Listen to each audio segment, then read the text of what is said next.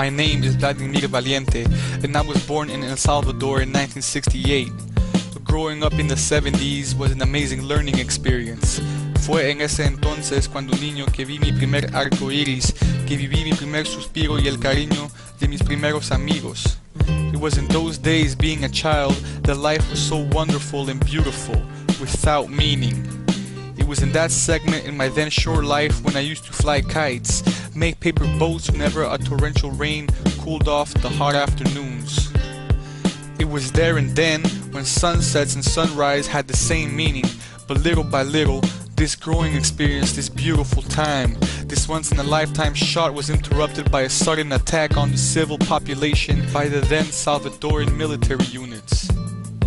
My father became an economist around this time, and he and his colleagues, along with many professors, were threatened to death by the death squads. Of course, some of them, along with their families, were killed. Monsignor Oscar Arnulfo Romero was killed. Entire families were killed. Friends were killed. Women, children, and many people, including pets, were also killed. It became a daily reality. Many people simply vanished and disappeared. Yo tenía miedo. Mis padres tenían miedo. Mi hermano y hermanas tenían miedo. Y todo el mundo tenía miedo.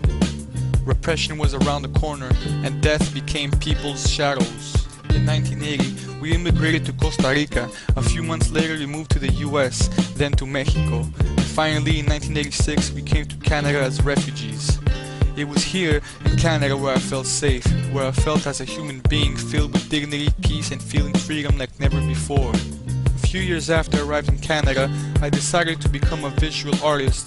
After years of developing my artistic dialogue, my current artwork essentially emphasizes in the rich color of the Americas, the dreams and realities of its people, and the mythology involved in everyone's lives, emphasizing specifically in the humbleness and truthfulness of children's vitality when dealing with pictorial communication. Being a refugee is a metamorphosis of events in life that leads us to the place or places where you find external peace and peace of mind.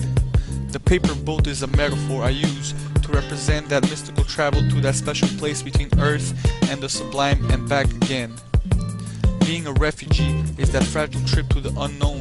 It is destiny within our destiny. It is someone's life and everybody's game. It is the essence of life and its true beginning and its true end. It's a child's dream within a dream. The boat ride is that trip that we all must take in order to survive, because we are all refugees under the sun.